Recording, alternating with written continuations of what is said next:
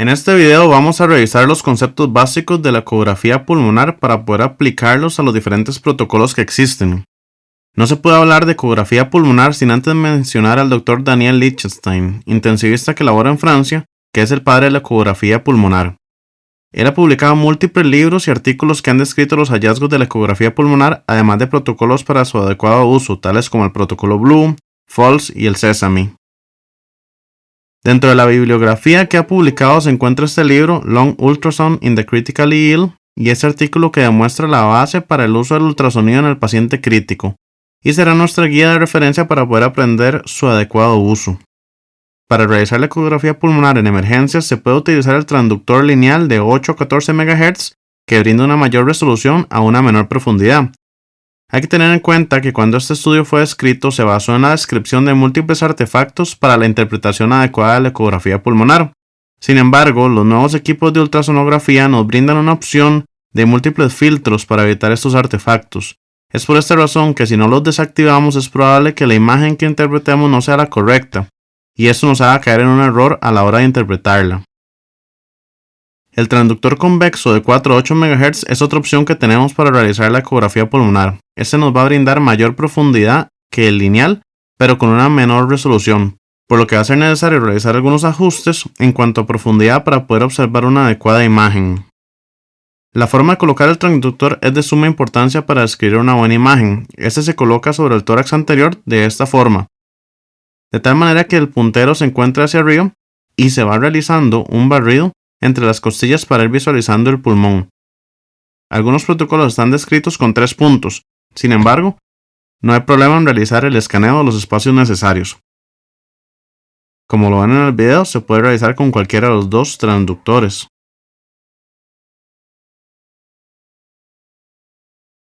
Esta es la imagen que vamos a obtener. Este tejido inicial corresponde al tejido celular subcutáneo. Luego sigue el músculo. Y a continuación, estas dos estructuras que se señalan aquí representan las costillas. Como pueden observar, al ser estructuras óseas, no dejan pasar la señal del ultrasonido y producen una sombra acústica posterior a la estructura tal como la vemos en la imagen. Además vamos a tener una línea hiperecóica que representa la pleura parietal y la pleura visceral, y debajo de esta vamos a tener el tejido pulmonar. Es importante realizar un ajuste en la ganancia para que la línea pleural se pueda observar como una estructura hiperecoica, tal como la vemos en esta imagen. Ahora sí, teniendo en cuenta la imagen normal, observemos la imagen normal en movimiento. Un hallazgo fundamental a la hora de valorar el pulmón es poder identificar la presencia o no del deslizamiento pleural o pleural sliding. Este va a representar el deslizamiento que hay entre la pleura parietal y la pleura visceral, tal como lo apreciamos aquí. Existe una serie de artefactos que vamos a encontrar cuando realicemos la ecografía pulmonar. Uno de ellos son las líneas A. Estas líneas son un artefacto de reverberancia del sonido desde el transductor hasta la línea pleural, lo que produce líneas horizontales equidistantes e hiperecóicas. Cuando realizamos la ecografía pulmonar y documentamos un pulmón con líneas A, es decir, un pulmón normal, podemos decir que este pulmón tiene un patrón A. En esta imagen podemos observar cómo existen líneas horizontales hiperecóicas que son equidistantes entre sí. Estas líneas son las líneas A. Van a tener la misma distancia que existe desde el tejido celular subcutáneo hasta la línea pleural, así como lo apreciamos en esta imagen. Otro artefacto que vamos a encontrar son las líneas B. Este hallazgo no es normal, representa un aumento del fluido a nivel intersticial. Es de suma importancia que cumplan con las siguientes características: que inicien en la línea pleural, que sean hiperecoicas, bien definidas, de espesor total y que borren las líneas A. Estas pueden ser móviles o no. Al realizar la ecografía pulmonar, si encontramos un pulmón con este patrón, podemos decir que es un patrón B. En esta imagen podemos observar las líneas B. Como dijimos anteriormente, son de espesor total, inician en la línea pleural, son hiperecoicas, bien definidas y borran las líneas A. Aquí podemos observar en este video líneas B móviles con la respiración. Un hallazgo patológico es encontrar 3 o más en un espacio intercostal. Si encontramos líneas B móviles en un pulmón, podemos decir que este pulmón tiene un patrón B. Si encontramos líneas B no móviles en un pulmón, podemos decir que el pulmón tiene un patrón B'. Otro ejemplo más donde podemos observar líneas B en la base del pulmón derecho. Es importante tener en cuenta que en este caso, aunque aparezcan 3 líneas B, realmente es una sola línea, ya que una característica fundamental es que emerjan de la línea pleural, situación que no se está dando en este ejemplo. Es por eso que es importante tener claros los conceptos para no errar en la interpretación. En este ejemplo podemos ver cómo hay más presencia de líneas B, y es que entre más aumente el líquido intersticial a nivel pulmonar, será mayor la cantidad de líneas B hasta el punto que se van fusionando. Entonces, entre mayor sea la cantidad de líquido, mayor va a ser la cantidad de líneas B y mayor será la disnea. El derrame pleural es otro de los hallazgos que podemos encontrar a la hora de realizar la valoración pulmonar. Hay que tener en cuenta que en el contexto de trauma correspondería a un hemotórax. Se recomienda realizarlo con el transductor curvo de esta manera. Se ha descrito que una radiografía de tórax puede documentar un derrame pleural cuando este es mayor a 150 cc. Sin embargo, la ecografía pulmonar puede documentar desde 20 cc. Y la imagen que podemos encontrar es la llamada signo de la lengua, como la lengua de Kiss. O bien como esta imagen que parece un Doberman, aunque el signo de Doberman aún no está escrito. Esta es otra imagen donde podemos observar gran cantidad de líquido a nivel pleural. Se pueden realizar mediciones de este, sin embargo no son tan exactas. El método para realizar una cuantificación del volumen pleural fue descrito por Balick y colaboradores, y para este método hay que medir la distancia máxima al final de la expiración entre la pleura parietal y la pleura visceral en milímetros, y multiplicarla por 20. Y eso nos dará los cc, que corresponden a ese derrame pleural. Otro ejemplo más. De hecho, en este ejemplo se logra observar un contenido grumoso en el derrame pleural, lo que podría corresponder a un empiema. Cuando hablamos de neumotórax, siempre buscamos el método más sensible para su diagnóstico. Tradicionalmente se utilizaba la radiografía de tórax para realizar un diagnóstico con una sensibilidad del 50%. Hoy en día se sabe que la ecografía pulmonar es un método mucho más eficaz para realizar el diagnóstico a la cama del paciente, con una sensibilidad del 90%. Uno de los hallazgos más importantes de reconocer a la hora de pensar como posible diagnóstico el neumotórax corresponde a la ausencia de deslizamiento pleural. Sin embargo, hay que ser cautelosos con este único hallazgo para el diagnóstico de neumotórax, porque hay que tener en cuenta que el deslizamiento pleural se produce por un deslizamiento de la pleura parietal sobre la pleura visceral durante la respiración. Pero si el paciente durante la evaluación se encuentra en apnea, vamos a documentar ausencia de deslizamiento pleural. Y aunque es algo que quizá parezca obvio, pasa con regularidad. Y es que los pacientes que, por ejemplo, ingresan ventilados con un resucitador manual durante la ecografía pulmonar, la persona que está realizando la ventilación olvida ventilar por estarse fijando en la pantalla del ultrasonido, y entonces nosotros documentamos una ausencia de deslizamiento pleural. Otra opción que también puede ocurrir es que aquel paciente que está entubado tenga una intubación selectiva en el bronquio derecho, por lo que aunque se realice una adecuada ventilación, el campo pulmonar izquierdo no mostrará deslizamiento pleural sin tener un neumotórax. Otra situación que hay que tomar en cuenta son aquellos pacientes con trauma de tórax y contusiones pulmonares. Esos pacientes pueden no tener deslizamiento pleural y no presentar un neumotórax. Entonces son detalles que hay que tener en cuenta cuando realizamos esta ecografía para no precipitarnos a colocar un sello de tórax por error y así aumentarle la mortalidad al paciente. Algunos de los signos descritos para la evaluación del neumotórax corresponden al uso del modo M. Con este modo vamos a evaluar el pulmón tal como lo vemos en la imagen. Situamos la línea punteada entre las costillas y evaluamos en modo M el tejido pulmonar. Si observamos la imagen de la izquierda podemos ver cómo existe en el área del tejido cerebral subcutáneo y el músculo unas líneas horizontales, y en el área correspondiente al tejido pulmonar existe una imagen granulada.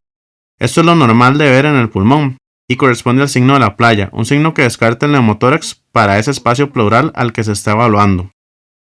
Por lo que las líneas horizontales representan el mar y el tejido granulado representa la arena. Ese signo se puede apreciar en pacientes sin neumotórax.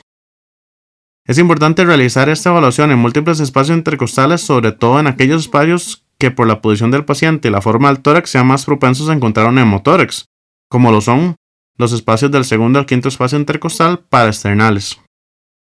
Por otro lado existe el signo de la estratosfera o código de barras. Igual, en modo M sobre el tejido pulmonar vamos a observar únicamente líneas horizontales. En esta imagen podemos comparar el signo del código de barras a la izquierda y el signo de la playa a la derecha. Es importante que aunque parezca muy sencillo, también tiene sus consideraciones tales como si el paciente se encuentra en apnea, hay que tener en cuenta que vamos a observar el signo del código de barras. Otro ejemplo más comparativo. El punto pulmonar va a representar el punto en el que logramos encontrar dónde empieza el neumotórax, y ese nos brinda una sensibilidad del 100% para la identificación de neumotórax. Al realizar la ecografía vamos a poder documentar durante la respiración del paciente cómo el pulmón entra y sale de la imagen. Tal como lo vemos en esta imagen, podemos observar cómo el pulmón ingresa a la pantalla. Otro hallazgo que podemos encontrar al evaluar el pulmón corresponde al pulso pulmonar. Este representa la traducción del latido cardíaco a través del pulmón. Este se puede observar en el modo M como líneas verticales, tales como las vemos en el recuadro de la izquierda. Este es un hallazgo clave a la hora de evaluar la ecografía pulmonar en busca de neumotórax. Dado que si existe pulso pulmonar, esto quiere decir que existe un pulmón en la imagen, es decir que si ponemos a un paciente en apnea podríamos observar que no hay deslizamiento pleural, podríamos observar el signo del código de barras, pero al existir un pulso pulmonar descartaríamos la presencia de un neumotórax. Entonces, estos son una serie de hallazgos con los que podemos finalmente tomar una decisión. El añadir estos conceptos al estudio FAS se conoce como FAS extendido. Las neumonías son el último hallazgo que vamos a revisar antes de entrar al protocolo Blue, que engloba todos estos conceptos. Estas se pueden observar como líneas B sin movimiento o bien como consolidados subpleurales, tales como los observamos en esta imagen. En algún momento se habló de hepatización pulmonar, dado que la ecoestructura del pulmón se asemejaba a la del hígado. Sin embargo, el término correcto es consolidado pulmonar. Aquí podemos observar algunos consolidados subpleurales en la base del pulmón derecho.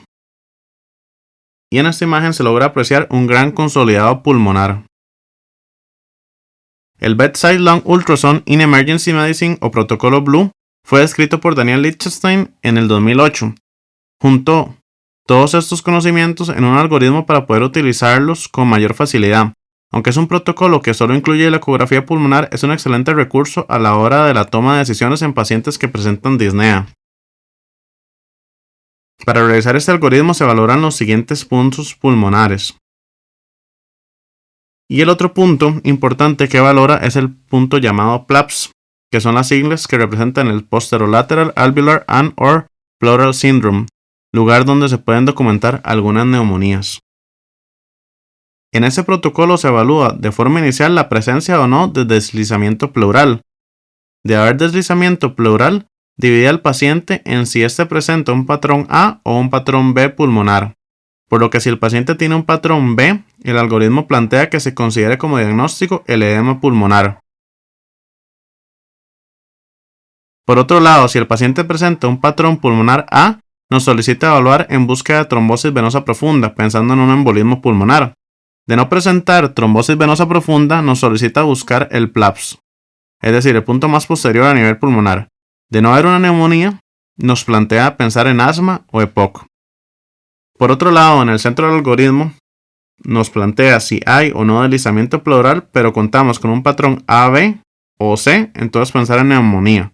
El patrón AB corresponde al patrón A en un pulmón y B en otro pulmón, y el patrón C corresponde a consolidados pulmonares. Al otro lado del algoritmo nos establece que si hay ausencia de deslizamiento pleural, hay que dividirlo en patrón A' o B'. Esta prima corresponde a la diferenciación en cuanto al patrón A y el patrón B, teniendo en cuenta que no hay en este caso deslizamiento pleural. De tratarse de un patrón B', hay que considerar la neumonía. Sin embargo, de tratarse de un patrón pulmonar A', hay que buscar el punto pulmonar en busca de un neumotórax o bien considerar otro posible diagnóstico. Ellos igual explican que este algoritmo no está diseñado para dar el 100% de los diagnósticos, sin embargo simplifica el abordaje en más de un 90% de los casos. Espero que estos conceptos sean de gran utilidad para la práctica diaria en el servicio de emergencias.